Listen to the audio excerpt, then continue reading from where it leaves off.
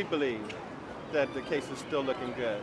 I mean, it's obvious that immediately after the shooting, Raines did not say, or Mehserle did not say that it was an accident, or he was reaching for his taser, or any of those things that a normal human being would do when it comes to an accident.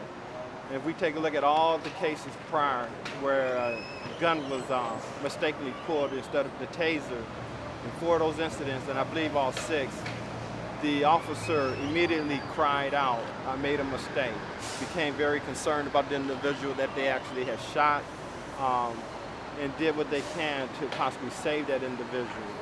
They showed remorse. In this case, it's obvious that Mehserle, from the very start, never showed any remorse, never showed any concern, never said to any individual in that night, in the preceding days, that it was ever an accident, that he made a mistake, or even showed any emotions that he was sorry. Do you think he would? He thought that he was reaching for a gun. And when he discovered he didn't have one, he was shocked. He said, "Oh my God, he don't have a gun." That's the part you didn't hear. But when we look at this video and think about the state of mind that he was in, that shock was because he did not have a gun. Not because he had his taser in his hand, which he had never said until he got on that stand.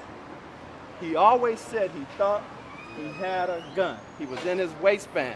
His state of mind is based on that case. You know, the difficulty in hearing the report was that Oscar had some intrusions to his head. And I believe that Peroni was slamming his head to the cement. And I believe that it was done on purpose. He was murdered. It was not an accident. He had met with many of his fellow officers, and not one of them he shared any form of remorse or that he had made a mistake.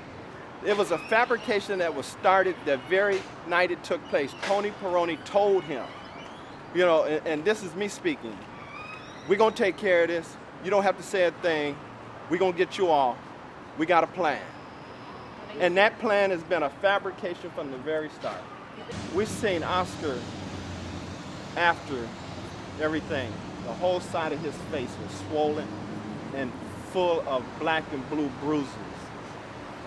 He was beat up prior to being murdered on that platform.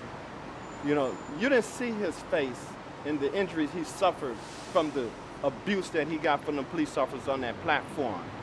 You know, and that's what angers us and hurts us so bad, because right now this whole issue is about Mehserle making a mistake, and yet not one time has this man ever cried until he sat on that witness stand. And now he's gonna say he's been thinking about this from day one?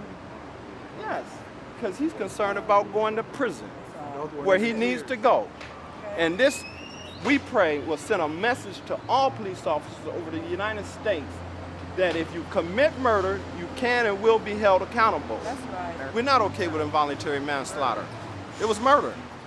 So we're not okay with that. We expect the jury to come back with a verdict that is correct. One thing we do know, that Mehserle will suffer for the rest of his life.